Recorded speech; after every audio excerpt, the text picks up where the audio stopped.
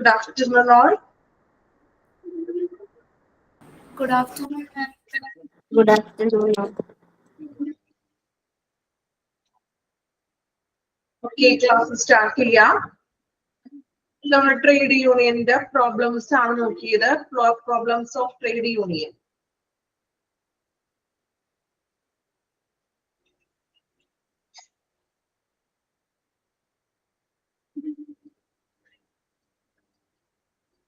Okay, strength കുറവാണല്ലോ, ബാക്കിയുള്ളവരൊന്നും കാണുന്നില്ലല്ലോ.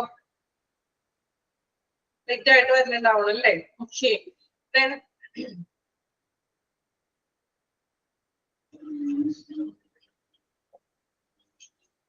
Problems ആണ് നമ്മൾ നോക്കിയത്. അതില് political leadership of certain nature, then multiple unions, അത് രണ്ടും അല്ലേ പറഞ്ഞത് പ്രോബ്ലംസ് ആണോ? ഓർക്കുന്നുണ്ടോ? ആ രണ്ട് പ്രോബ്ലംസ് ആണോ പറഞ്ഞു നിർത്തിയത്? യൂണിയൻ റിവൈവൽ പറഞ്ഞായിരുന്നോ? മൂന്നാമത്തെ പ്രോബ്ലം ഓർക്കുന്നുണ്ടോ? ഫസ്റ്റത്തെ രണ്ട് പ്രോബ്ലംസ് ഡിസ്കസ് ചെയ്തില്ലേ? ക്ലാസ്സിൽ ആരും ഉണ്ടായിരുന്നില്ലേ കഴിഞ്ഞ ക്ലാസ്സില്? ഓക്കെ, എന്ത് വെച്ച് ഞാൻ പറഞ്ഞിട്ട് യാതൊരു എന്താ പറയാ ഒന്നും കേൾക്കാത്തവര് മറ്റുള്ളാണല്ലോ എല്ലാവരും. യൂണിയൻ റിവൈലറി എടുത്തായിരുന്നോ? തേർഡ് പ്രോബ്ലം യൂണിയൻ റിവൈലറി എടുത്തിട്ടില്ല. ഓക്കെ, ഫസ്റ്റത്തെ രണ്ടെണ്ണമാണ് നമ്മൾ എടുത്തത്. ഓക്കെ, ഇനി മൂന്നാമത്തെ പ്രോബ്ലം ആണ്. അപ്പൊ ആദ്യത്തെ രണ്ട് പ്രോബ്ലം പറഞ്ഞത് ഒന്ന് പൊളിറ്റിക്കൽ ലീഡർഷിപ്പ് മീൻസ് പൊളിറ്റിക്കൽ പാർട്ടികളുടെ സ്വാധീനം പ്രശ്നങ്ങളൊക്കെ ഉണ്ടാക്കുമെന്ന് പറഞ്ഞു. മൾട്ടിപ്പിൾ യൂണിയൻ, ഇപ്പൊ ഒരു യൂണിയനിൽ തന്നെ പല പല ഒരു പ്ലാന്റ് ലെവൽസിലും ഇൻഡസ്ട്രിയിലും ഒരുപാട് യൂണിയൻസ് വരുമ്പോൾ അത് പ്രശ്നങ്ങളൊക്കെ ഉണ്ടാക്കും. മൂന്നാമത്തെ പ്രോബ്ലം ആണ് യൂണിയൻ റിവൈലറി. എന്താ യൂണിയൻ റിവൈലറി എന്ന് പറഞ്ഞിട്ടുണ്ടെങ്കിൽ റിവൈലറി മീൻസ് എന്താ? റിവൈലറി എന്ന് പറഞ്ഞാൽ എന്താണ്? വൈരാഗ്യം, അതായത് ഇങ്ങനെ ശത്രുത എന്നൊക്കെ പറയില്ലേ നമ്മള്, ശത്രുതകൾ വരുന്നത് നോക്കാം. അപ്പൊ രണ്ട് ടൈപ്പ് യൂണിയൻ റിവൈലറി ഉണ്ട്. ഒന്ന് ഇന്റർ യൂണിയൻ റിവൈലറിയും ഇൻട്രാ യൂണിയൻ റിവൈലറി. പേരിൽ തന്നെയുണ്ട്. ഇന്റർ എന്ന് പറഞ്ഞിട്ടുണ്ടെങ്കിൽ എന്തായിരിക്കും ആലോചിച്ച് നോക്കി. ഇന്റർ റിവൈലറി, റിവൈലറി എന്ന് പറഞ്ഞാല് വൈരാഗ്യം എന്നാണ് മീനിങ്. ദെൻ ഇന്റർ റിവൈലറി എന്ന് പറയുന്നത് എന്താ? ഇന്റർ റിവൈലറി എന്താ? ഇന്റർ എന്ന് പറയുമ്പോ അതായത് യൂണിയന്റെ ഉള്ളിൽ തന്നെയുള്ള പ്രശ്നങ്ങള് അല്ലെങ്കിൽ യൂണിയന്റെ ഉള്ളിലുള്ള വൈരാഗ്യങ്ങള്. ഇൻട്രാ എന്ന് പറഞ്ഞിട്ടുണ്ടെങ്കിൽ യൂണിയന് പുറത്തുള്ള വൈരാഗ്യങ്ങളും ശത്രുതകളും. ഓക്കെ, നോക്കാം. Inter union rivalry. When a rivalry exists between two groups of the same union, then such a rivalry is called inter-union rivalry. Underline ചെയ്യാം കേട്ടോ. ഇന്റർ യൂണിയൻ റിവൈലറി എന്ന് പറഞ്ഞിട്ടുണ്ടെങ്കിൽ ഒരേ യൂണിയനിൽ തന്നെ രണ്ട് ഗ്രൂപ്പുകൾ തമ്മിലുള്ള റിവൈലറി, വൈരാഗ്യത്തെയാണ് എന്ത് വിളിക്കാം? Inter union. ഇന്റർ ഉള്ളിൽ തന്നെ, ഒരു ഗ്രൂപ്പിന്റെ ഉള്ളിൽ തന്നെയുള്ള രണ്ട് ഗ്രൂപ്പുകൾ. The dynamic associated with it come out due to the multiple unions operating from the same plant or industry. ഒരു സെയിം പ്ലാന്റിലെയോ ഇൻഡസ്ട്രിയിലോ തന്നെ രണ്ട് ഗ്രൂപ്പ്സുകൾ തമ്മിലുള്ള വൈരാഗ്യം. Such unions are often led by political leaders and thus have different political affiliation. The competitive nature and the concept of survival of the fittest lead to inter-union conflicts and routine blame games. This situation considered quite favorable by the management as it works on divide and rule policy. Then the inter-union rivalry has become a dominant factor in the trade union of India. This has been a very great cause for lacking of this union's economic scenario. Complete വായിച്ചതേ അതിന്റെ എന്താ പറയാ short ആയിട്ട് അതിനെ പറഞ്ഞു തരാൻ വേണ്ടിയിട്ടാണ് കേട്ടോ. കാരണം ഒരേ പോയിന്റ് ഇങ്ങനെ എടുത്തെടുത്ത് വായിച്ചിട്ടുണ്ടെങ്കിൽ നിങ്ങൾക്കത് മനസ്സിലാവില്ല. സോ അതിന് എന്താണോ അതില് മെയിൻ ആയിട്ട് പറയുന്നത് നോക്കാം. ഇന്റർ യൂണിയൻ റിവൈലറി എന്ന് പറയുന്നത് നമ്മൾ പറഞ്ഞു സെയിം ഒരു ട്രേഡ് യൂണിയനിലെയോ അല്ലെങ്കിൽ ഇപ്പൊ ഒരു പ്ലാന്റിലോ അല്ലെങ്കിൽ ഇപ്പൊ ഒരു ഇൻഡസ്ട്രിയിലുള്ള ഒരു യൂണിയനിൽ തന്നെ ആ യൂണിയന്റെ ഉള്ളിൽ തന്നെ രണ്ട് ഗ്രൂപ്പുകളും ചേർന്നിട്ട് അവര് തമ്മിലുള്ള പരസ്പരം എന്താ ശത്രുതയും വൈരാഗ്യങ്ങളൊക്കെയാണ് നമ്മൾ ഇന്റർ യൂണിയൻ റിവൈലറി എന്ന് പറയുന്നത്. അതില് പൊളിറ്റിക്കൽ അഫിലിയേഷൻസുകൾ ഉണ്ടാകും. അതുപോലെ തന്നെ പൊളിറ്റിക്കൽ ലീഡേഴ്സ് അവരുടെയൊക്കെ സ്വാധീനങ്ങൾ ഈ ഒരു റിവൈലറിയിൽ ഉണ്ടാക്കും. അവരും അതിന്റെ ഉള്ളിൽ നിൽക്കുന്ന വ്യക്തികളാണെന്ന്. അതുപോലെ തന്നെ ഇവിടെ പിന്നെ പറയുന്നത് മെയിൻ ആയിട്ട് ഡിവൈഡ് ആൻഡ് കണ്ടോ, the management as it works on the divide and rule. വിഭജിച്ച് ഭരിക്കുക എന്നുള്ളൊരു റൂളാണ് ഇവിടെ മാനേജ്മെന്റ് പറയുന്നത്. അതായത് എന്താണ് സെപ്പറേറ്റ് ചെയ്തിട്ട് ഭരിക്കുക എന്നുള്ളൊരു കാര്യമാണ് പറയുന്നത്. പക്ഷെ ഈ ഒരു ട്രേഡ് യൂണിയനിലെ വൈരാഗ്യം എന്ന് പറഞ്ഞിട്ടുണ്ടെങ്കിൽ അങ്ങനെ വൈരാഗ്യം നിൽക്കുമ്പോൾ അത് ആ ട്രേഡ് യൂണിയന്റെ സാമ്പത്തിക വളർച്ചയെ തടസ്സപ്പെടുത്തുന്നു, അല്ലെ? അതായത് സാമ്പത്തിക വളർച്ച നല്ല രീതിയിലൊന്നും പോകില്ല. കാരണം എന്താണ്, എപ്പോഴും പ്രശ്നങ്ങളും തർക്കങ്ങളും ആണ്, അല്ലെ? ഇപ്പൊ ഒരു യൂണിയന്റെ ഉള്ളിൽ തന്നെ ആളുകൾ തമ്മിൽ എന്താണ് പരസ്പരം തർക്കങ്ങളും പ്രശ്നങ്ങളും ഒക്കെ വരുമ്പോൾ ആ ഒരു യൂണിയന്റെ ഇക്കണോമിക് സിനാറിയോ സാമ്പത്തികമായിട്ടുള്ള ഒരു സാഹചര്യങ്ങള് ശരിയായിട്ടുള്ള രീതിയിൽ പോകാൻ ബുദ്ധിമുട്ടായിട്ട് വരും. ഓക്കെ, എത്രയേ ഉള്ളൂ അതിൽ എന്താണെന്നുള്ളത് മനസ്സിലാക്കി വെക്കുക. ഇന്റർ യൂണിയൻ ക്ലിയർ ആണോ? ഇന്റർ യൂണിയൻ, യൂണിയന്റെ ഉള്ളിൽ തന്നെ രണ്ട് ഗ്രൂപ്പ്സുകൾ തമ്മിൽ ഉണ്ടാകുന്ന പ്രശ്നങ്ങൾ. ഓക്കെ ആണല്ലോ. ഇനി ഇൻട്രാ യൂണിയൻ റിവൈലറി, നേരെ ഓപ്പോസിറ്റ്. ഇന്റർ എന്ന് പറഞ്ഞാൽ നമ്മൾ പറഞ്ഞു യൂണിയന്റെ ഉള്ളിൽ തന്നെ ഉള്ളതാണ്. അപ്പൊ ഇൻട്രാ എന്ന് പറഞ്ഞാൽ യൂണിയന് പുറത്തുള്ള പ്രശ്നങ്ങൾ. Intra-union rivalry has emerged in a hindrance to productivity as well as industrial relation on a larger scale. അതായത് ലാർജ് സ്കെയിലുള്ള ഇൻഡസ്ട്രിയിലാണ് ഇങ്ങനെയുള്ള പ്രശ്നങ്ങൾ, അല്ലെ? വലിയ തോതിൽ ഒരു എന്താ പറയാ ഇങ്ങനെയുള്ള പ്രശ്നങ്ങൾ വരുന്നത്. Then as stated by National Commission on Labour, underline ചെയ്യാം, NCL. National Commission on Labour through the healthy competition is an essential part of a trade union democracy. അപ്പോ national commission on labour means NCL പറയുന്നത് എന്താണ്? LCL പറയുന്നത് ആരോഗ്യകരമായിട്ടുള്ള നല്ലൊരു healthy competition എന്ന് പറയുന്നത് ഒരു trade യൂണിയന്റെ ഒരു ഭാഗമാണെന്ന്. ട്രേഡ് യൂണിയൻ വേണമെന്ന് നമ്മൾ പറഞ്ഞല്ലോ, കളക്റ്റീവ് ബാർഗൈനിങ് പോലുള്ള പ്രോസസ് ഒക്കെയാണ് ട്രേഡ് യൂണിയൻ ചെയ്യുന്നത്. സോ അത് ഒരു ഹെൽത്തി ആയിട്ടുള്ള ഒരു കോമ്പറ്റീഷൻ ഒരു ട്രേഡ് യൂണിയന്റെ എസെൻഷ്യൽ പാർട്ടാണ്. It still can impact the system severely if influenced by individual interest. So trade union ഇൻഡിവിജ്വലിന്റെ താല്പര്യങ്ങൾ സംരക്ഷിക്കുകയാണ് ചെയ്യുന്നത്. സോ ഒരു മത്സരാധിഷ്ഠിതമായിട്ടുള്ളത് അതിന്റെ ഒരു ഇമ്പോർട്ടന്റ് ഫാക്ടർ ആണ്. As per the recommendation of NCL, recommendation പറയുന്നത് intra-union rivalries should be dealt by central workers. അതായത് സെൻട്രൽ വർക്കേഴ്സ് ആയിരിക്കണം ഇത് കൈകാര്യം ചെയ്യേണ്ടത്. അതായത് കേന്ദ്ര തൊഴിലാളികൾ വേണം ഇങ്ങനെയുള്ള പ്രശ്നങ്ങൾ, യൂണിയൻ മേഖല മത്സരങ്ങൾ, കോമ്പറ്റീഷൻ ഒക്കെ കൈകാര്യം ചെയ്യേണ്ടത് സെൻട്രൽ വർക്കേഴ്സ് ആയിരിക്കണം. The regulatory body is designed to settle this dispute and labor courts should be forward to help on a group's request or another order by concerned government where a central organization fails to settle dispute. ഇവിടെ പറയുന്നത് main ആയിട്ടും central workers, ആ central organisation ആയിരിക്കണം ഇത്തരത്തിലുള്ള ഡിസ്പ്യൂട്ട്സുകൾ പരിഹരിക്കുന്നതിന്. So അങ്ങനെയുള്ള പ്രശ്നങ്ങൾ വരുമ്പോൾ ഇപ്പൊ നമ്മൾ പറഞ്ഞല്ലോ കോമ്പറ്റീഷനിൽ പരിഹരിക്കേണ്ടത് ആരാണ്? സെൻട്രൽ ഗവൺമെന്റ് ആയിരിക്കും. ഇനി ഈ തർക്കങ്ങൾ പരിഹരിക്കുമ്പോൾ അത് പരാജയപ്പെടുകയാണെങ്കിൽ, ഇപ്പൊ സെൻട്രൽ ഗവൺമെന്റ് ഈ തർക്കങ്ങൾ എന്താണ് ഡിസ്പ്യൂട്ട് സെറ്റിൽ ആക്കാൻ വേണ്ടി നോക്കുമ്പോൾ അവര് ഫെയിൽ ആവുകയാണെങ്കിൽ ആ ഒരു പരാജയപ്പെടുന്ന സാഹചര്യത്തില് എന്താണ് ഒരു ഗ്രൂപ്പിന്റെ അഭ്യർത്ഥനയിലോ അല്ലെങ്കിൽ ഒരു സർക്കാർ എന്തെങ്കിലും റൂൾസ് ആൻഡ് റെഗുലേഷൻസിലോ നമ്മൾ ആ ഒരു ലേബർ യൂണിയൻ മുന്നോട്ട് പോകണം. അതായത് നിയമപ്രകാരം തന്നെ അത് മുന്നോട്ട് പോയിരിക്കണം. The major cause of industrial disputes are inter and intra-union rivalries. Then they also weaken our trade union movements over the country and affect the collective bargaining power of the trade union. So ഇങ്ങനെയുള്ള വൈരാഗ്യങ്ങള് trade യൂണിയന്റെ collective bargaining പവറിനെ കുറയ്ക്കുകയും trade യൂണിയന്റെ സാമ്പത്തികമായിട്ടുള്ള ഒരു പിന്നോക്കത്തിലോട്ട് ആവുകയും ചെയ്യുന്നു. കാരണം എപ്പോഴും ഇങ്ങനെ ഡിസ്പ്യൂട്ടും അതുപോലെ എന്താണ് പരസ്പര വൈരാഗ്യങ്ങളൊക്കെ ആണെങ്കിലും അത് അവരുടെ ഇക്കണോമിക് സാമ്പത്തികമായിട്ടുള്ള ആ ഒരു ഭദ്രതനെ ട്രേഡ് യൂണിയന്റെ സാമ്പത്തികപരമായിട്ടുള്ള ഭദ്രത കുറയ്ക്കാനേ ചാൻസ് കൂടുതലുള്ളൂ. ഓക്കെ,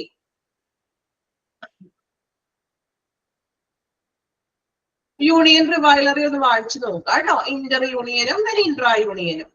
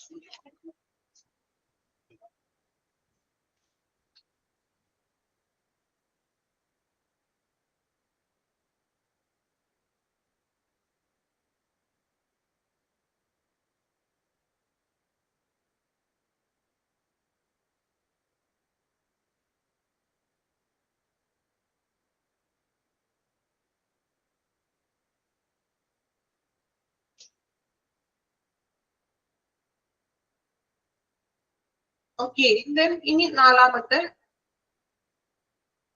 problem നോക്കാം. Small size of union membership. The strength and financial health of a trade union comes from its size. ഒരു ട്രേഡ് യൂണിയന്റെ ഫിനാൻഷ്യൽ സ്ട്രെങ്ത് അല്ലെങ്കിൽ അതിന്റെ ഹെൽത്ത് എന്ന് പറയുന്നത് അതിന്റെ സൈസ് അനുസരിച്ചുകൊണ്ടാണെന്ന്. ഞാനൊരു എക്സാമ്പിൾ പറയുകയാണെങ്കിൽ ട്രേഡ് യൂണിയന്റെ സൈസ് വലുതാണെങ്കിൽ ഒരു വലിയൊരു ട്രേഡ് യൂണിയൻ ആണെങ്കിൽ അതനുസരിച്ചിട്ട് അതിന്റെ പ്രവർത്തനങ്ങൾ കൂടുതലായിരിക്കും അല്ലെ. അതുപോലെ അതിന്റെ ഫിനാൻഷ്യൽ സ്ട്രെങ്ത്തും കൂടുതലായിരിക്കും. Then അതേസമയം then that is number of members. Size എന്ന് ഉദ്ദേശിക്കുന്നത് അതിലെ മെമ്പേഴ്സിന്റെ എണ്ണം. ഒരുപാട് മെമ്പേഴ്സ് ഉള്ള ഒരു വലിയൊരു ട്രേഡ് യൂണിയൻ ആണെങ്കിൽ then financial ആയിട്ടും അത് സ്ട്രെങ്ത് ഉള്ള ഒരു യൂണിയൻ ആയിരിക്കും. Then it also determines the nature and scope of activities like to be performed by it and the success it will achieve in safeguarding the interest of employees. അല്ലെ, നമ്മൾ പറഞ്ഞു ഇപ്പൊ ഒരു വലിയ സൈസ് ആണെന്നുണ്ടെങ്കിൽ അതിന്റെ ഫിനാൻഷ്യൽ ആയിട്ടുള്ള സ്ട്രെങ്ത്തും മറ്റും കൂടുതലായിരിക്കും. Then എംപ്ലോയീസിന്റെ ഇൻട്രസ്റ്റിനെ സംരക്ഷിക്കുന്നു. Due to interdependence of size and operation, bigger the size of trade union, better function it does. കണ്ടോ, ബിഗർ ആയിട്ടുള്ള വലിയൊരു സൈസ് ഒരുപാട് മെമ്പേഴ്സ് ഉള്ള ട്രേഡ് യൂണിയൻ ആണെങ്കിൽ അതിന്റെ ഫംഗ്ഷനും ബെറ്റർ ആയിരിക്കും. However, India has witnessed a decrease in the size of trade union in recent years. പക്ഷേ ഈ റീസെന്റ് ഇയേഴ്സ് ആയിട്ട് ഇങ്ങനെയുള്ള വലിയ ലാർജർ സൈസ് ട്രേഡ് യൂണിയനുകൾ കുറവാണെന്ന്, ട്രേഡ് യൂണിയനിൽ മെമ്പർഷിപ്പ് ആവുന്നത് കുറഞ്ഞു വരുന്നു. Then small size have been faced by the trade unions. Recent years അപ്പോൾ അതുകൊണ്ട് സ്മോൾ സൈസ് യൂണിയൻ ആണ് കൂടുതലായിട്ടും ഇന്ത്യയിൽ കാണപ്പെടുന്നത്. കാരണം ട്രേഡ് യൂണിയനിൽ അധികം മെമ്പേഴ്സ് ഒന്നും ഇല്ലാത്ത സ്മോൾ സൈസ്ഡ് ആയിട്ടുള്ള യൂണിയൻ ആണ് കാണുന്നത്. സോ സ്മോൾ സൈസ് ആകുമ്പോൾ അതുപോലെ ഫിനാൻഷ്യൽ ആയിട്ടുള്ള പ്രശ്നങ്ങൾ വന്നേക്കാം. മറ്റു പല പ്രശ്നങ്ങളും സ്മോൾ സൈസ് യൂണിയൻസ് എന്ത് ചെയ്യുന്നു, ഫേസ് ചെയ്യേണ്ടതായിട്ട് വരുന്നു. അപ്പൊ ബിഗ് ആണെന്നുണ്ടെങ്കിൽ അവിടെ എന്താണ്, ഫിനാൻഷ്യൽ സ്ട്രെങ്ത് ഉണ്ടാവും.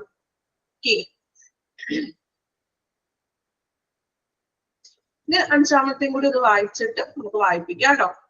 പുവർ ഫിനാൻഷ്യൽ പൊസിഷൻ, ഫിനാൻഷ്യല് വളരെ മോശമായിട്ടുള്ള ഒരു അവസ്ഥ. For the effective functioning of the trade union it is desirable that the must have good financial status. അല്ലേ, നല്ലൊരു ട്രേഡ് യൂണിയന് നല്ല ശരിയായിട്ടുള്ളൊരു ഇഫക്റ്റീവ് ആയിട്ടുള്ള ഒരു ഫങ്ഷൻ നടക്കണമെങ്കിൽ അവിടെ എന്ത് വേണം, ഫിനാൻഷ്യൽ ആയിട്ടുള്ള നല്ലൊരു ഫിനാൻഷ്യൽ സ്റ്റാറ്റസ് ഉണ്ടായിരിക്കണം.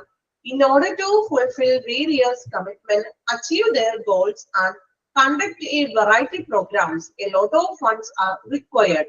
എന്തിനു വേണ്ടിയിട്ടാണ് നമ്മൾ സാമ്പത്തികം അല്ലെങ്കിൽ ഫണ്ട് വേണം എന്ന് പറയുന്നത്, ഫിനാൻഷ്യൽ ആയിട്ട് ഒരു യൂണിയൻ സ്റ്റേബിൾ ആയിരിക്കണം എന്ന് പറയുന്നത്? അതായത് fulfil various commitment, achieve there goals, ലക്ഷ്യം നേടണമെങ്കിൽ വെറൈറ്റി ആയിട്ടുള്ള പ്രോഗ്രാംസുകളൊക്കെ കൊണ്ടുവരണം. ഇതിനൊക്കെ എന്ത് വേണം, ഫണ്ട് വേണം അല്ലേ. For this financial position of the union must be strong. അപ്പോ ഇങ്ങനെയുള്ള പ്രോഗ്രാംസുകൾ കൊണ്ടുവരാനും മറ്റു പരിപാടികളൊക്കെ അറേഞ്ച് ചെയ്യണമെങ്കിലും എന്ത് വേണം, യൂണിയനിൽ ഫിനാൻഷ്യൽ സ്ട്രോങ് ആയിരിക്കണം. However, it is noted that financial position of most of the trade union has generally been bad over the last few years. അല്ലേ, കഴിഞ്ഞ കുറെ നാളുകളായിട്ട് നമ്മുടെ ഇന്ത്യയിലെ ട്രേഡ് യൂണിയന്റെ ഫിനാൻഷ്യൽ എന്ന് പറഞ്ഞാൽ എന്താണ്, വളരെ മോശമായിട്ടുള്ള ഒരു ഫിനാൻഷ്യൽ ബാക്ക്ഗ്രൗണ്ട് ആണ്.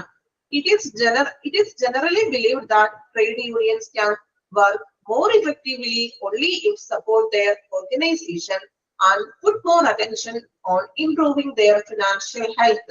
So organization മറ്റും എന്ത് വേണം, കുറച്ചുകൂടി ട്രേഡ് യൂണിയൻസുകൾക്ക് ഇമ്പോർട്ടൻസ് കൊടുക്കണം.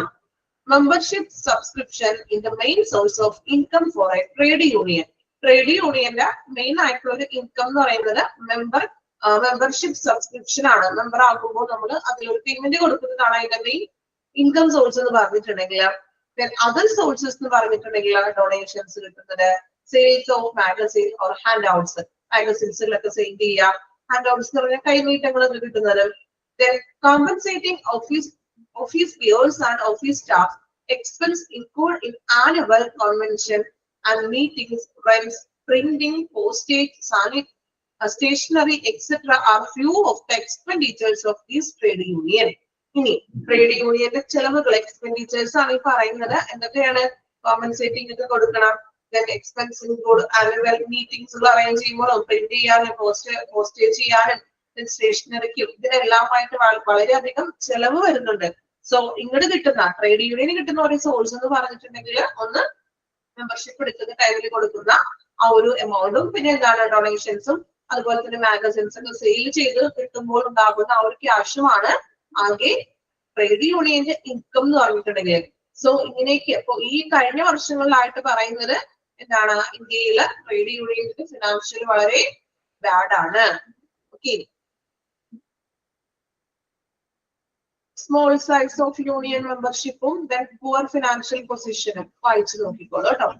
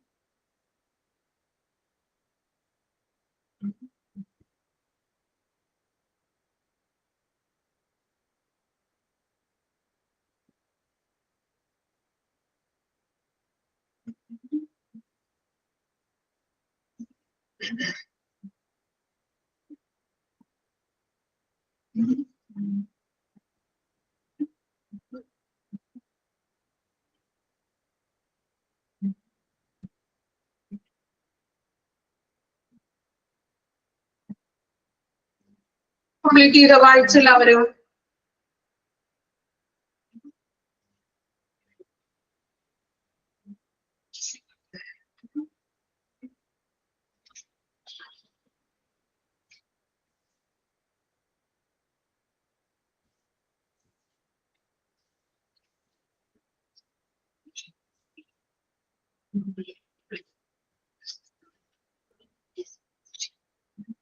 Okay, the next inactive functioning. Inactive functioning. Inactive ആണെന്ന് വെച്ചിട്ടുണ്ടെങ്കിൽ എന്താണ്? മീൻസ് ഒരു നിഷ്ക്രിയം ഇല്ലാണ്ടാവുക എന്നുള്ള ഒരു കാര്യം നോക്കാം. If trade unions have poor financial condition, they cannot function properly. Trade union ശരിയായിട്ടുള്ള എന്താ പറയാ ഫിനാൻഷ്യൽ ആയിട്ടുള്ള കണ്ടീഷൻ വളരെ മോശമാണെങ്കിൽ അതിന് they cannot function properly. ശരിയായിട്ടുള്ള രീതിയിൽ ഫംഗ്ഷൻ ചെയ്യാനായിട്ട് സാധിക്കില്ല. In an active way, ഒരു നല്ലൊരു ആക്റ്റീവ് ആയിട്ടുള്ള വേയിൽ പോകാൻ സാധിക്കില്ല. The workers become demotivated and performance of the union goes down. അതുപോലെ തന്നെ വർക്കേഴ്സ് ഡിമോട്ടിവേറ്റഡ് ആവും, നിരാശരാവുകയും യൂണിയന്റെ പെർഫോമൻസ് ഡൗൺ ആവുകയും ചെയ്യുന്നു സാമ്പത്തികം മോശമാണെങ്കിൽ. The last one, victimization. Victimization എന്ന് വെച്ചാൽ എന്താണ്? ഇരയാവുക. Means ഇരകളാക്കുക എന്നൊക്കെ പറയും അല്ലെ? This word simply means that a certain person is a victim or has been blamed for a faced a unfair behavior. Blamed എന്ന് പറഞ്ഞാൽ കുറ്റപ്പെടുത്തുക എന്നുള്ള ഒരു മീനിങ് ആണ്. അതായത് തൊഴിലാളികളെ എന്താണ് കുറ്റപ്പെടുത്തുക അല്ലെങ്കിൽ ഇരയാക്കുക എന്നുള്ള ഒരു അർത്ഥമാണ്. This includes insisting of employee regularly to separate himself from the union and its active. അതായത് ഇപ്പൊ യൂണിയൻ പ്രവർത്തനങ്ങളിൽ നിന്നും അവരെ മാറ്റി നിർത്തുക, തൊഴിലാളികളേക്ക് മാറ്റി നിർത്തുക. ഡിസ്ക്രിമിനേഷൻ, വിവേചനം കാണിക്കുക. Only because he is member of a trade union. ഇപ്പൊ ട്രേഡ് യൂണിയനിലെ അംഗമാണെന്ന് പറഞ്ഞുകൊണ്ട് ഒരു ഓർഗനൈസേഷനിൽ നിന്നും വിവേചനം ചെയ്യുക, ഡിസ്ക്രിമിനേറ്റ് ചെയ്ത് മാറ്റുക. Then severely punishing of an employee, etc. അതുപോലെ തന്നെ എന്താണ്, ജീവനക്കാരെ കഠിനമായിട്ട് പണിഷ്മെന്റ്സ് ഒക്കെ കൊടുക്കുക. ഇതൊക്കെയാണ് ഇരയാക്കുക എന്നുള്ള ഒരു മീനിങ്ങിന് ഉദ്ദേശിക്കുന്നത്. വായിച്ചു നോക്കാം 2 പോയിന്റ്. ഇത് വായിച്ചൊന്ന് മനസ്സിലാക്കി പഠിക്കണേ. ബൈ ഹാർട്ട് ഒന്നും പഠിക്കാൻ ബുദ്ധിമുട്ടുള്ള കാര്യമാണ്. ജസ്റ്റ് നിങ്ങൾ വായിക്കാം, 2 പ്രാവശ്യം വായിക്കണം കേട്ടോ. വായിച്ചാൽ അത് അർത്ഥം മനസ്സിലാക്കാൻ പറ്റൂലേ. വായിച്ചതിന്റെ സിമ്പിൾ ആയിട്ടുള്ള മീനിങ് മനസ്സിലാക്കി പഠിക്കാം. ഓക്കെ.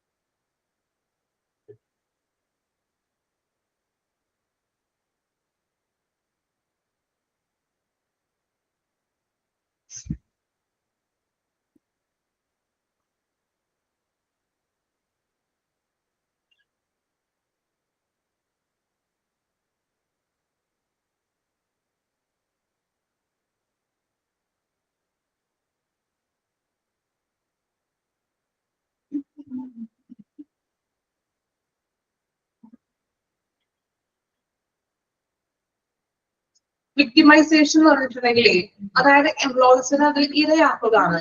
അതിന്റെ എക്സാമ്പിൾ ആണ് പറഞ്ഞിരിക്കുന്നത്. ഇപ്പൊ എംപ്ലോയീസിനെ യൂണിയൻ പ്രവർത്തനങ്ങളിൽ നിന്നൊക്കെ മാറ്റി നിർത്തുക, ഇനി അതുപോലെ ഓർഗനൈസേഷനിൽ നിന്നും എംപ്ലോയീസ് ട്രേഡ് യൂണിയനിലെ അംഗമാണ് എന്നൊരു പേരിൽ വിവേചനം ചെയ്യുക, എപ്പോഴും പണിഷ്മെന്റ്സ് ഒക്കെ കൊടുക്കുക. എംപ്ലോയീസിന് ഇങ്ങനെ എപ്പോഴും എന്താ പറയാ ബലിയാടാക്കാന്നൊക്കെ നമ്മൾ പറയില്ലേ, ഇരയാക്കുക.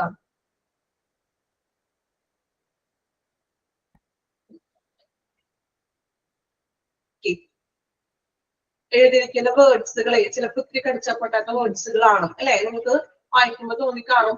അല്ലെ, നേരെ കിടക്കുന്ന കാര്യങ്ങളെ കുറച്ച് വളച്ചൊടിച്ചിട്ടൊക്കെ ഞാൻ തന്നിരിക്കുന്നത്. അതുകൊണ്ടാണ് ഞാൻ പറഞ്ഞത് 1-2 പ്രാവശ്യം വായിക്കണം. ഞാൻ മാക്സിമം അതിനെ എന്താ പറയാ സിമ്പിൾ ആക്കിയിട്ടാണ് ഞാൻ പറയുന്നത് കേട്ടോ. ഇത് മനസ്സിലാവാത്തുണ്ടെങ്കിൽ നിങ്ങൾ ചോദിക്കാം. ഒരുപാട് ഇങ്ങനെ എന്താ പറയാ ഡീറ്റെയിൽ ആയിട്ടൊക്കെ പറഞ്ഞു പോയാൽ നിങ്ങൾക്കത് മനസ്സിലാക്കാനും ബുദ്ധിമുട്ടായിരിക്കും. മാക്സിമം ഞാൻ നിങ്ങളുടെ ഭാഷയിൽ മനസ്സിലാക്കാനാണ് ഞാൻ എളുപ്പത്തിൽ പറയുന്നത്. Okay.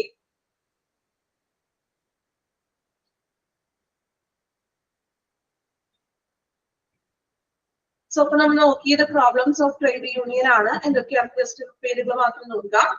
Political leadership of outside in nature, multiple unions, union rivalry, അതിൽ തന്നെയാണ് നമ്മൾ പഠിച്ചത് ഇന്റർ യൂണിയൻ റിവൈലറിയും then intra union rivalry, then small size of union membership, poor financial positions, inactive functioning, then victimization. Okay, ആ main പോയിന്റ്സുകൾ പഠിച്ചു വെക്കുക കേട്ടോ. ഉള്ളിലുള്ള നിങ്ങൾ വായിച്ച് മനസ്സിലാക്കാം. ഡാർക്കൻ ചെയ്തിട്ടുണ്ടല്ലോ, ആ മെയിൻ പോയിന്റ്സുകൾ എന്താ കൃത്യമായിട്ട് അത് പഠിച്ചു വെക്കാം. ഓക്കെ, നമ്മളുടെ ട്രേഡ് യൂണിയന്റെ ആ ഒരു സെക്ഷൻ കംപ്ലീറ്റ് ചെയ്തിട്ടുണ്ട്. അത്യാവശ്യം എന്താണ് ട്രേഡ് യൂണിയൻ, അതിന്റെ ക്യാരക്ടറിസ്റ്റിക്സ്, ടൈപ്സ്, ഫീച്ചേഴ്സ്, പ്രോബ്ലംസ് വരെയാണ് നമ്മൾ നോക്കിയത്. ദെൻ ആ ഒരു ടോപ്പിക് കഴിഞ്ഞു. ദെൻ ആ ടോപ്പിക് കൃത്യമായിട്ട് പഠിക്കണം. ദെൻ ഇനി അടുത്തതൊരു പുതിയൊരു ടോപ്പിക് ആണ്. ഈ ഒരു ചാപ്റ്ററിലെ ലാസ്റ്റ് ഭാഗമാണ് കളക്റ്റീവ് ബാർഗൈനിങ് അല്ലെ. നമ്മൾ ഒരുപാട് പറഞ്ഞു ചാപ്റ്ററിൽ കളക്റ്റീവ് ബാർഗൈനിങ് പല പ്രാവശ്യം നമ്മൾ റിപ്പീറ്റ് ചെയ്ത് പറഞ്ഞിട്ടുള്ള ഒരു ടേം ആണ്. ഓക്കെ, സോ ഇത് നമ്മൾ പഠിക്കാൻ പോകുന്നത് കളക്റ്റീവ് ബാർഗൈനിങ് എന്താണ്, അതിന്റെ കുറച്ച് മീനിങ്ങും ഡെഫിനിഷനും കൺസെപ്റ്റും എന്താണ് പർപ്പസ്, ഫീച്ചേഴ്സ്, ഇതൊക്കെയാണ് നമ്മൾ ഇനി പഠിക്കാൻ പോകുന്നത്. ഈ ഒരു ഭാഗം കൂടി ഉള്ളൂ ഈ ഒരു ചാപ്റ്ററിൽ. Collective bargaining. Meaning and definition of collective bargaining.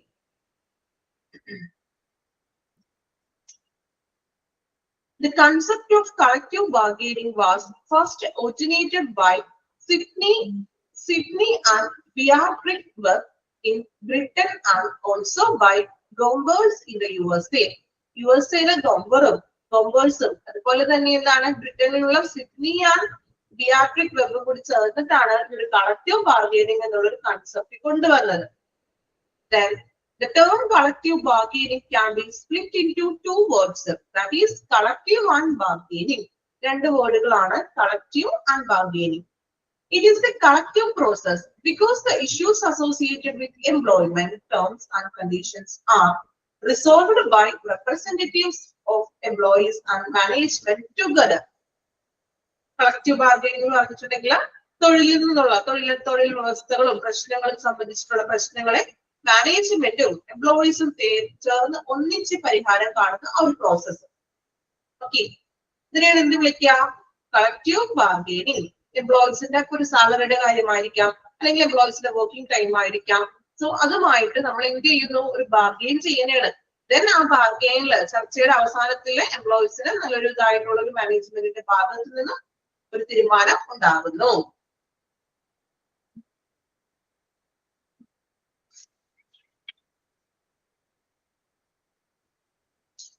ഇതൊന്ന് അണ്ടർലൈൻ ചെയ്ത് വെച്ചോളൂ കേട്ടോ. It is A collective process because the issues associated with employee terms and conditions are resolved by representatives of employees and management together.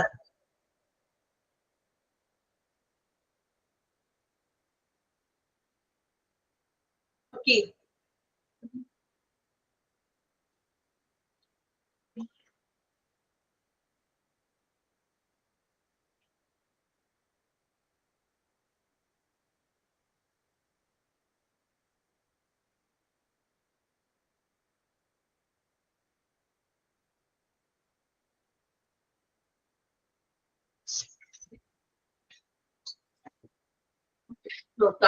It is a bargaining process because methods like negotiation, discussion, exchange of facts and ideas are used to solve an issue. ഇതൊരു bargaining process ആണ് അല്ലെ? ചർച്ചകളിലൂടെയും ഡിസ്കഷനിലൂടെയും ideas നമ്മളുടെ പരസ്പരം ഓരോരുത്തരുടെ ഐഡിയകൾ പറയുന്നതിലൂടെയും നമ്മൾ എന്ത് ചെയ്യുന്നു? ഒരു ഇഷ്യൂസിനെ സോൾവ് ചെയ്യുന്നു. In collective bargaining, both parties cooperate to find out a solution to the problem as a group rather than as individual. അപ്പോൾ കളക്റ്റീവ് ബാർഗെയിനിലൂടെ രണ്ട് പാർട്ടീസ് കൂടി കോർപ്പറേറ്റ് ചെയ്തുകൊണ്ട് അതിനൊരു സൊല്യൂഷൻ കണ്ടെത്തുന്നു. There is no direct confrontation between the groups. ഇപ്പൊ ഗ്രൂപ്പുകൾക്കിടയിൽ നേരിട്ട് പ്രശ്നങ്ങൾ ഏറ്റുമുട്ടലുകളൊന്നും ഇല്ല, മറിച്ച് എന്താണ്? ഓരോരുത്തർ അവരുടെ ആവശ്യങ്ങൾ ഉന്നയിക്കുന്നു, അതിനൊരു പ്രോബ്ലത്തിനുള്ള ഒരു സൊല്യൂഷൻ കണ്ടെത്തുന്നു. ഇതാണ് കളക്റ്റീവ് ബാർഗെയിനിങ് എന്ന് പറയുന്നത്. ക്ലിയർ ആണോ? എന്താണ് കളക്റ്റീവ് ബാർഗെയിനിങ് എന്നുള്ളൊരു ഐഡിയ കിട്ടിയോ? ഓക്കെ ആണോ? ഇടക്കിടക്ക് നമ്മൾ പറയുന്നുണ്ടല്ലോ കളക്റ്റീവ് ബാർഗെയിനിങ് ഒരു ഐഡിയ കിട്ടിയോ? എന്താണ് കളക്റ്റീവ് ബാർഗെയിനിങ്? ഇല്ലല്ലോ, ആരും റെസ്പോൺസ് ഒന്നും ഇല്ലല്ലോ. ഉറങ്ങണോ? ഉച്ചയ്ക്ക് ഫുഡൊക്കെ കഴിഞ്ഞ് ഞങ്ങൾ ഉറപ്പൊക്കെ വന്നിരിക്കുമ്പോ വന്നിട്ടാണ് കളക്റ്റീവ് ബാർഗെയിനിങ് പറയണത് അല്ലെ? അങ്ങനെയാണോ? അങ്ങനെയാണോ? അല്ലെ, ഞങ്ങൾക്ക് അത്യാവശ്യം ഉറക്കം വരുന്ന സമയമാണ്, അതിന്റെ ഇടയിലാണ് ഈ കളക്റ്റീവ് ബാർഗെയിനിങ് അല്ലെ? കുഴപ്പമില്ല കേട്ടോ, കഴിഞ്ഞല്ലോ നമ്മുടെ ഈ ഒരു സെക്ഷൻ കഴിഞ്ഞു. ലാസ്റ്റ് ചാപ്റ്ററിൽ ലാസ്റ്റ് ഭാഗമാണ്. ഇത് കൂടി ഒന്ന് നിങ്ങൾ ക്ഷമിച്ചിരുന്നേ പറ്റൂ. ഓക്കെ, കുറച്ച് ബോറിങ്ങും കാര്യങ്ങളൊക്കെ ഉണ്ടെന്ന് എനിക്കറിയാം, പക്ഷെ പഠിക്കാതെ നിവർത്തിയില്ലല്ലോ. അപ്പൊ മാക്സിമം ഞാൻ നിങ്ങൾ അതുകൊണ്ടാണ് ഒരുപാട് വലിച്ചു നീട്ടി ബോറടിപ്പിക്കാത്ത രീതിയിലാണ് ഞാൻ മാക്സിമം പറയാൻ ശ്രമിക്കുന്നത്. ബോറടിക്കുന്നുണ്ടോ? ബോറിങ്ങുണ്ടോ? ഇല്ല. ഓക്കെ, അതിന് റെസ്പോൺസ് ഇല്ല. ഒരുപാട് ഞാൻ വലിച്ചു നീട്ടി പറയാറില്ല. മാക്സിമം ഞാൻ ചുരുക്കി, എത്രത്തോളം എന്താ പറയാ ഷോർട്ടാക്കി ചുരുക്കി പറയാൻ പറ്റുമോ ആ ഒരു രീതിക്ക് ഞാൻ മാക്സിമം പറയുന്നത്. കാരണം എനിക്കറിയാം സബ്ജക്ട് അങ്ങനെയാണ് അല്ലെ? ഒരുപാട് വലിച്ചു നീട്ടി പറഞ്ഞാൽ അത് ഒട്ടും മനസ്സിലാവില്ല. ഓക്കെ, അപ്പൊ എന്താണെന്നുള്ളത് നമ്മളൊന്ന് ജസ്റ്റ് ഒരു ഔട്ട്ലൈൻ കണ്ടു. കളക്റ്റീവ് ബാർഗെയിനിങ് വായിച്ചു നോക്കിയോ? ഇല്ലല്ലോ, വായിച്ചു നോക്കാം. അത്രയും ഭാഗം ഒന്ന് വായിച്ചു നോക്കി. കളക്റ്റീവ് ബാർഗെയിനിങ്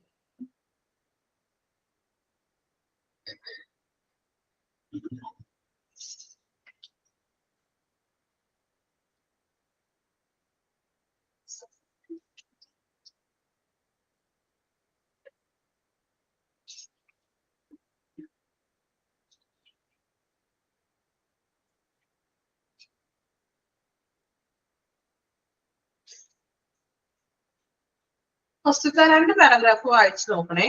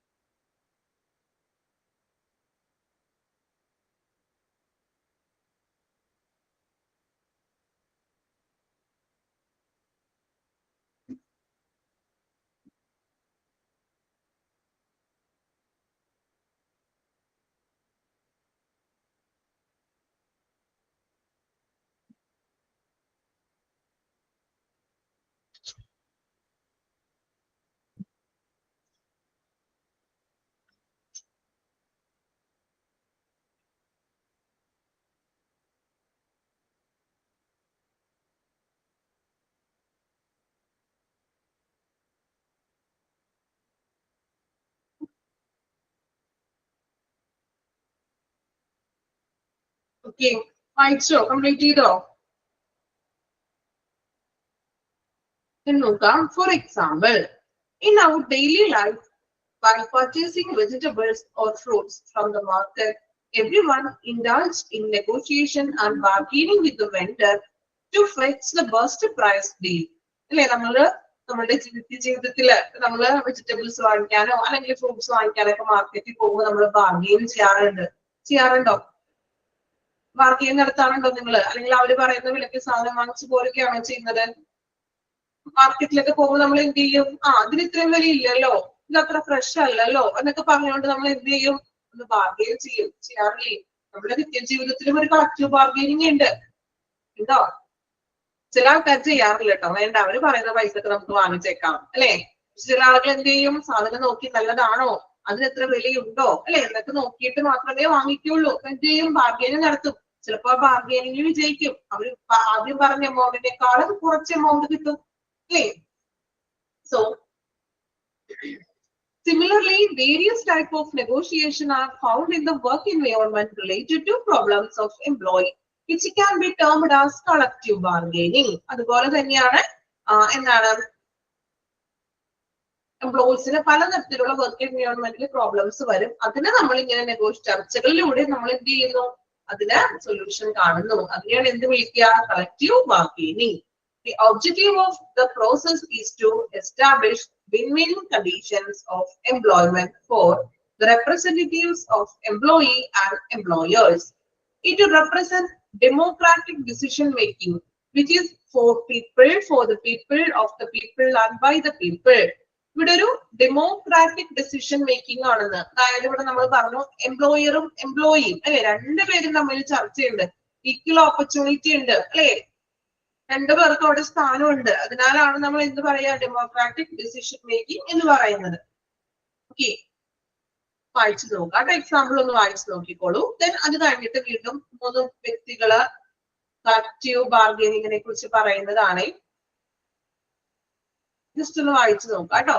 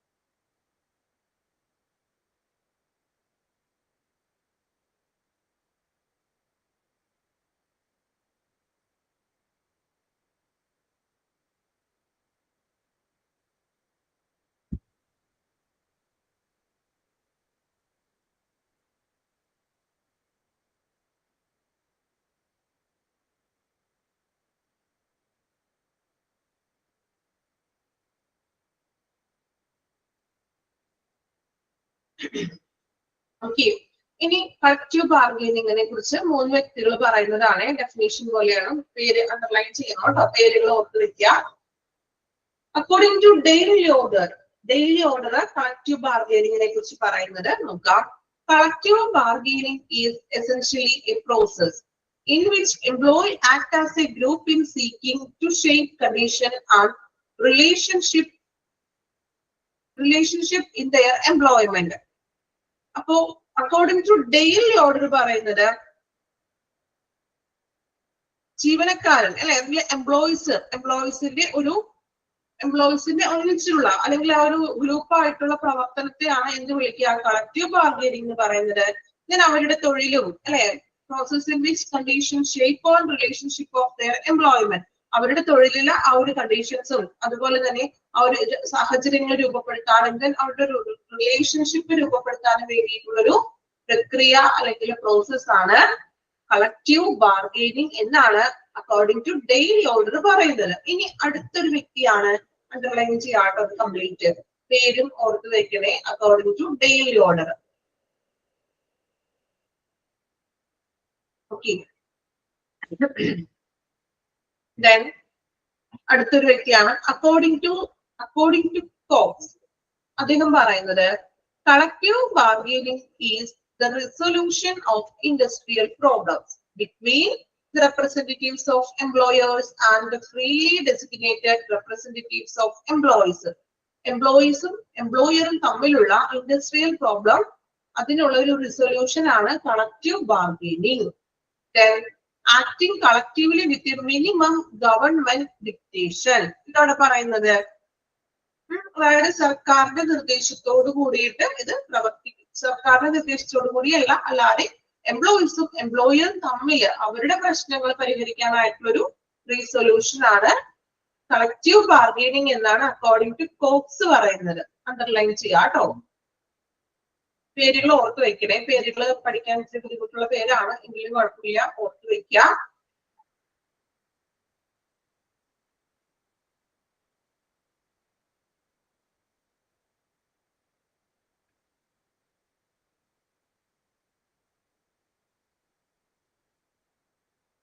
മൂന്നാമത്തെ വ്യക്തിയാണ് അക്കോർഡിംഗ് ടു RF ഹോക്സി പറയുന്നത് collective bargaining is a mode of fixing the terms of employment by means of bargaining between an organized body of employees and employer, an association of employers usually acting through authorized agents. ഇവിടെ പറയുന്നത് എന്താണ്, അതായത് ഒരു സംഘടിത ജീവനക്കാരുടെ എംപ്ലോയീസിന്റെ ഒരു സംഘവും അല്ലെങ്കിൽ എംപ്ലോയർ തൊഴിലുടമയോ അല്ലെങ്കിൽ എന്താണ് മറ്റ് ഏജൻസിമാരും തമ്മിൽ പ്രവർത്തിക്കുന്ന ഒരു അസോസിയേഷനോ തമ്മിലുള്ള ഒരു കളക്റ്റീവ് ബാർഗെയിനിങ് വഴി തൊഴിലിലെ പ്രശ്നങ്ങൾ, എംപ്ലോയ്മെന്റിൽ നിൽക്കുന്ന പ്രശ്നങ്ങൾ, ആ ഒരു നിബന്ധനകൾക്കുള്ള ഒരു കൂട്ടായ ഒരു വിലപേശലാണ് എന്ത് കളക്റ്റീവ് ബാർഗെയിനിങ്. അതായത് ഏജൻറ്റുകൾ തമ്മിലോ തൊഴിലാളിയും തൊഴിലുടമയും തമ്മിലോ മറ്റ് പാർട്ടീസ് തമ്മിലുള്ള, അതായത് അവിടുത്തെ പ്രശ്നങ്ങൾ മീൻസ് തൊഴിൽ സാഹചര്യങ്ങളെ മെച്ചപ്പെടുത്താനൊക്കെ വേണ്ടിയിട്ട് അവര് തമ്മിൽ നടത്തുന്ന ഒരു വിലപേശലിനെയാണ് എന്ത് വിളിക്കുക, കളക്റ്റീവ് ബാർഗെയിനിങ് എന്നാണ് അക്കോർഡിംഗ് ടു RF ഹോക്സി പറയുന്നത്. ഓക്കെ, 3 പേരുടെയും ഡെഫിനിഷൻ അണ്ടർലൈൻ ചെയ്ത് വെച്ചോളൂ. ദെൻ ആ പേരുകളും ഒന്ന് പഠിച്ചു വെക്കണം. ഓക്കെ, ഈ 3 വ്യക്തികളുടെ ഡെഫിനിഷൻ ഒന്ന് വായിച്ചു നോക്കാം കേട്ടോ, മനസ്സിലാക്കി വായിക്കാം.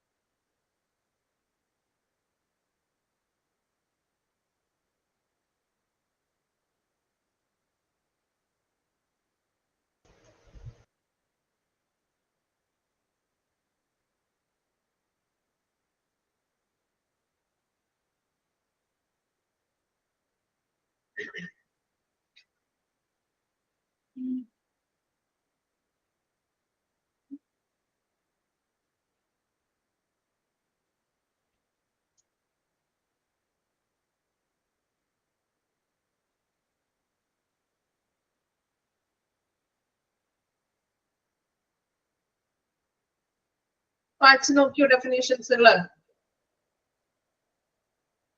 ഓക്കെ, ഇനി നമ്മൾ നോക്കുന്നത് കളക്റ്റീവ് ബാർഗെയിനിങ്ങിന്റെ ഫീച്ചേഴ്സ് ആണ്, പ്രത്യേകതകൾ എന്തൊക്കെയാണെന്നാണ്. 12 ഫീച്ചേഴ്സ് ആണ് തന്നിരിക്കുന്നത്. വളരെ കുറഞ്ഞു പോയല്ലേ? ഓക്കെ, 12 ഫീച്ചേഴ്സ് തന്നിട്ടുണ്ട്. ഇതിൽ കൂടുതൽ ഫീച്ചേഴ്സ് ഉണ്ട് കേട്ടോ. അതിൽ നിന്നും ചെറുതാക്കി തന്നിരിക്കുന്നത് നേഹ അല്ലെ, കുറഞ്ഞു പോയല്ലേ? ഞാൻ താഴോട്ടേക്ക് എത്ര ഫീച്ചേഴ്സ് ഉണ്ടെന്ന് നോക്കിയതായിരുന്നു. ഓക്കെ, കുഴപ്പമില്ല, ഫീച്ചേഴ്സ് മാത്രം പഠിച്ചാൽ മതി കേട്ടോ. എന്താ പറയാ, ചെറിയ സെന്റൻസുകൾ ഉണ്ടല്ലോ, കളക്റ്റീവ്, ഈക്വൽ ബാർഗെയിനിങ്, അത് മാത്രം നോക്കിയാൽ മതി. ബാക്കി നിങ്ങൾ ജസ്റ്റ് വായിച്ച് മനസ്സിലാക്കാം കേട്ടോ. അപ്പോ കളക്റ്റീവ് ബാർഗെയിനിങ്ങിന്റെ ഫീച്ചേഴ്സ് നോക്കാം. First one, collective, then equal bargaining strength, flexible, voluntary, continuous, dynamic, power relationship, representation, bi-party process, rule making, protect interest, integral part. Okay, 12 features ആണ്. ആ പേരുകൾ മാത്രം പഠിക്കാൻ ബുദ്ധിമുട്ടില്ലല്ലോ? ബുദ്ധിമുട്ടുണ്ടോ? ആ 12 പോയിന്റ്സുകളെ, ആ പോയിന്റ്സുകൾ ഒന്ന് പഠിച്ചു വെക്കണം കേട്ടോ. ഓക്കെ, അത് പഠിക്കാൻ ബുദ്ധിമുട്ടുണ്ടോ? ഇല്ലല്ലോ? ഓക്കെ, നോക്കാം. അപ്പൊ ഫസ്റ്റ് ഫീച്ചർ ആണ് കളക്റ്റീവ്. എളുപ്പമാണ് കേട്ടോ, ഉള്ളിൽ വായിച്ചത് മനസ്സിലാക്കിയാൽ മതി നിങ്ങൾ. ആ മെയിൻ 12 പോയിന്റ്സുകൾ ഹാർട്ട് ചെയ്തതിന് പഠിച്ചോളൂ. ഫസ്റ്റ് വൺ, കളക്റ്റീവ് നോക്കാം. It is A collective in 2 ways, അല്ലെ? കൂട്ടായ പ്രവർത്തനങ്ങൾ എന്ന് പറഞ്ഞാൽ 2 ടൈപ്പ് ആണെന്ന്. Firstly, the workers bargain collectively for the common interest and welfare of the all workers. First എന്ന് പറഞ്ഞിട്ടുണ്ടെങ്കിൽ എന്താണ്? വർക്കേഴ്സ് അവരുടെ കോമൺ ഇൻട്രസ്റ്റിന്, പൊതുവായിട്ടുള്ള താല്പര്യങ്ങൾക്കും അവരുടെ ക്ഷേമത്തിനും വേണ്ടിയിട്ട് എന്ത് ചെയ്യുന്നു? ബാർഗെയിൻ ചെയ്യുന്നു. Secondly, management and workers mutually arrive at the agreement beneficial for both through negotiation. രണ്ടാമതായിട്ട് പറയുന്നത് എന്താണ്? മാനേജ്മെന്റും അതുപോലെ തന്നെ വർക്കേഴ്സും ഒന്നിച്ച് ബെനഫിഷ്യൽ ആയിട്ടുള്ള ചർച്ചകളിലൂടെ രണ്ടുപേർക്കും ഈക്വൽ ആയിട്ടുള്ള കാര്യം, മ്യൂച്വൽ ആയിട്ടുള്ള കാര്യങ്ങൾക്ക് വേണ്ടിയിട്ടും ചർച്ചകൾ നടത്തുന്നു. ഓക്കെ, ഇതാണ് കളക്റ്റീവ് എന്നുകൊണ്ട് ഉദ്ദേശിക്കുന്നത്. ഇനി രണ്ടാമത്തത്, ഈക്വൽ ബാർഗെയിനിങ് സ്ട്രെങ്ത്.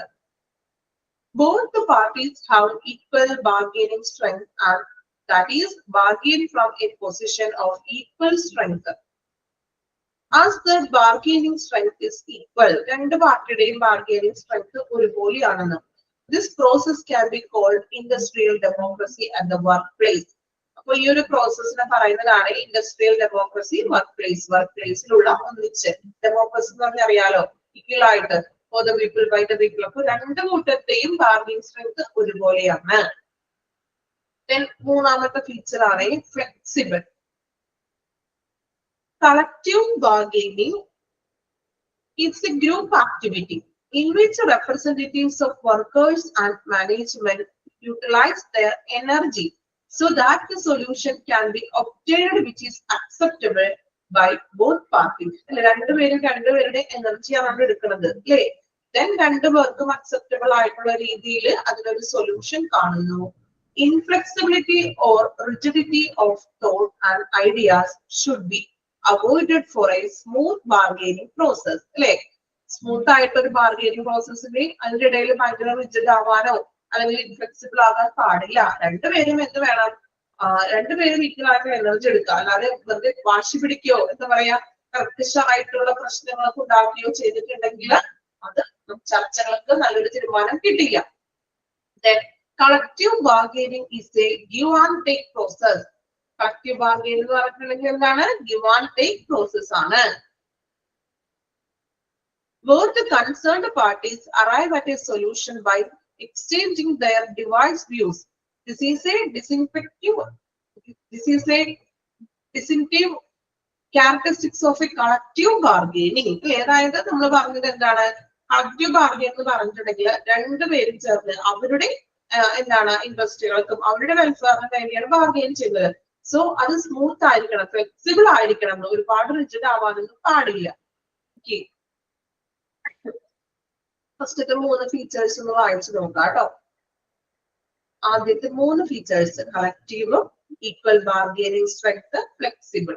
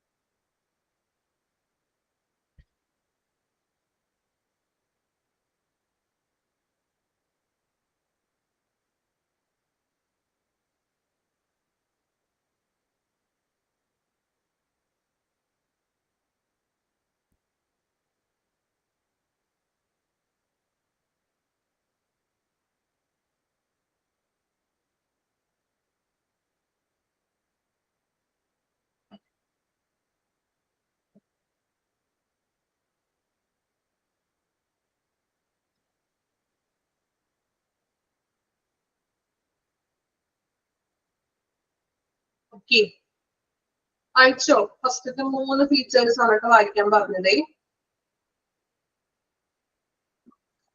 4ാമത്തെ ഫീച്ചർ ആണ് വോളണ്ടറി.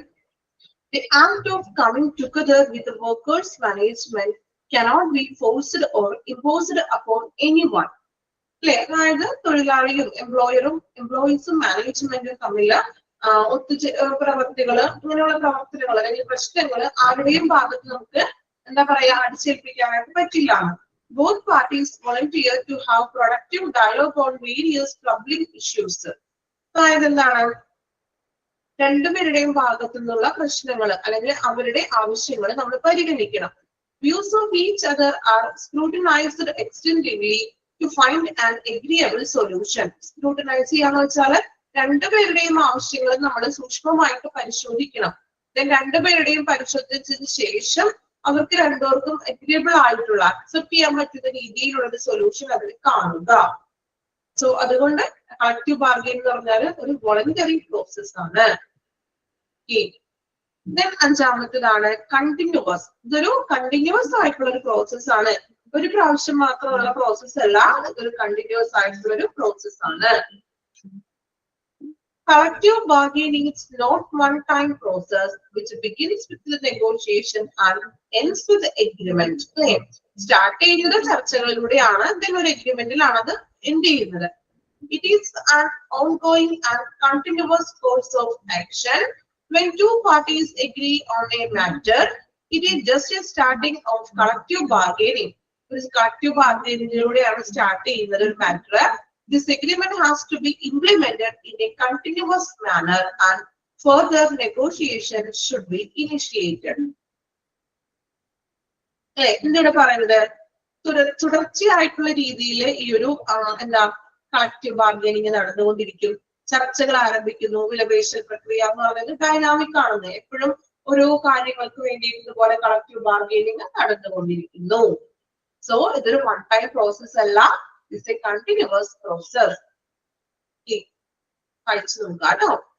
വോളണ്ടറി വായിക്കുക, then കണ്ടിന്യൂവസ് വായിച്ചു നോക്കുക.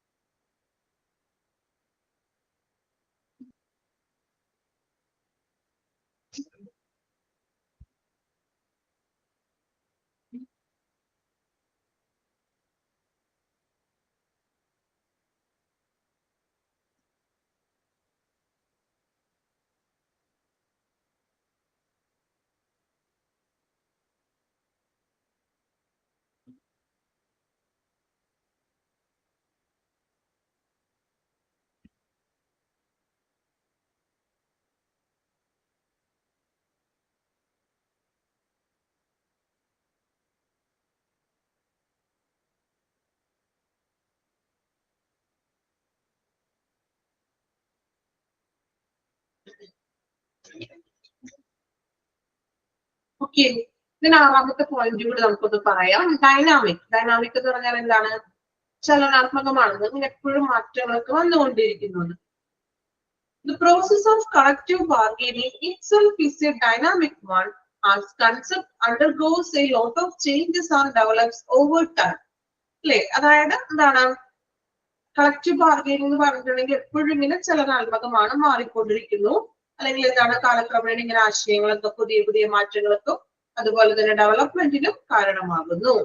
There are several changes in the manner agreements arrive, their implementation process and the cognitive abilities of parties. These rapid changes are responsible for making the process dynamic and involved one. എന്താണ് പറയുന്നത്? നമ്മൾ പറഞ്ഞു collective bargaining എന്ന് പറഞ്ഞിട്ടുണ്ടെങ്കിൽ ഒരു dynamic process ആണ്, അല്ലേ? Then എപ്പോഴും മാറിക്കൊണ്ടിരിക്കുന്നു, അതിലെ വികസനങ്ങൾ വരുന്നു, മാറ്റങ്ങളും വരുന്നു. Then അതുപോലെ തന്നെ there are several changes in agreements. എഗ്രിമെന്റ്സുകളിൽ എത്തുന്ന പല രീതിയിലും മാറ്റങ്ങളും അവ നടപ്പിലാക്കാൻ വേണ്ടിയിട്ടുള്ള പ്രക്രിയയിലും അതുപോലെ തന്നെ മറ്റ് കോഗ്നിറ്റീവ് ആയിട്ടുള്ള കഴിവുകളും മാറ്റങ്ങളൊക്കെ അതിൽ വരുത്തുന്നു. സോ ഇങ്ങനെയുള്ള മാറ്റങ്ങള് ചലനാത്മകവും അതുപോലെ ഡൈനാമിക്കും അതുപോലെ തന്നെ എന്താണ് ഡെവലപ്മെന്റുമാക്കി മാറ്റുന്നതിന് കാരണമാകുന്നു. അതായത് എപ്പോഴും മാറ്റങ്ങൾ, പുതിയ പുതിയ കാര്യങ്ങളും ചേഞ്ചസുകളും ഇങ്ങനെ വന്നുകൊണ്ടിരിക്കുന്നത് എപ്പോഴും ഒരു സ്റ്റേബിൾ ആയിട്ടല്ല നിലനിൽക്കുന്നത്, ഡൈനാമിക് ആയിട്ട് മാറ്റങ്ങളിലൂടെയാണ്. നമ്മൾ 6 പോയിന്റ് ആണ് പറഞ്ഞു നിർത്തിയത്. നോട്ട് ചെയ്തെന്ന് വെച്ചേക്ക്. ഫീച്ചേഴ്സ് ഓഫ് കളക്റ്റീവ് ബാർഗെയിനിങ്ങിൽ 6 പോയിന്റ് ആണ് പഠിച്ചത്. ഡൈനാമിക് വരെയാണ്. അടുത്ത ക്ലാസ്സിൽ ഞാൻ ചോദിക്കുമ്പോൾ അല്ലെങ്കിൽ നിങ്ങൾ മിണ്ടാണ്ടിരിക്കും, അല്ലെങ്കിൽ ഞാൻ ചിലപ്പോ വീണ്ടും റിപ്പീറ്റ് അത് തന്നെ എടുക്കും, അല്ലെ, വിട്ടുപോകും ചിലപ്പോ. അതുകൊണ്ടാണ് മാർക്ക് ചെയ്ത് വെച്ചേട്ടോ. ഡൈനാമിക് വരെ മാർക്ക് ചെയ്ത് വെക്കുക.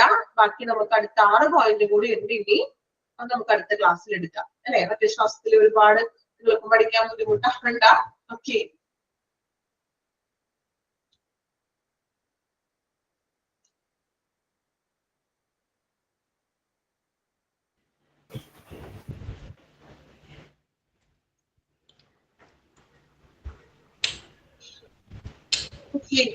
ഉറങ്ങിയ ആൾക്കാരൊക്കെ നീറ്റോ? ഉറക്കം വന്നോ? ഇല്ല, ചെറിയ രീതിയിൽ ഉറക്കമൊക്കെ വന്നു, അല്ലെ, സത്യസന്ധമായിട്ട് പറയുകയാണെങ്കിൽ. കാരണം കേട്ടിരിക്കാൻ വലിയ സുഖമൊന്നും ഇല്ലാതെ എനിക്കറിയാം. എങ്കിലും കളക്റ്റീവ് ബാർഗെയിനിങ് അല്ലേ, അല്ലെ. എങ്കിലും മാക്സിമം ഞാൻ ബോറടിപ്പിക്കാതെ പറയാം, വലിച്ചു നീട്ടാറില്ല, മാക്സിമം ചുരുക്കിയിട്ടാണ് നമ്മൾ പറയാ. ഓക്കെ, അദ്ദേഹം ഉറക്കമൊക്കെ മാറി എല്ലാവരുടെയും. പഠിക്കുക നന്നായിട്ട്. കൂടുതലും ഞാൻ പറഞ്ഞല്ലോ, ബൈഹാർട്ടിനേക്കാളും കൂടുതലായിട്ട് നിങ്ങൾ മനസ്സിലാക്കി പഠിക്കാൻ ശ്രമിക്കുക. മെയിൻ പോയിന്റ്സുകൾ പഠിച്ചു വെക്കുക. ദെൻ അതിന്റെ ഉള്ളിൽ വരുന്ന സബ് പോയിന്റ്സുകൾ നിങ്ങളുടേതായ രീതിയിൽ അതിനെ മനസ്സിലാക്കി പഠിക്കാം. Okay, okay, thank you all. Thank you, ma'am. Thank you, miss.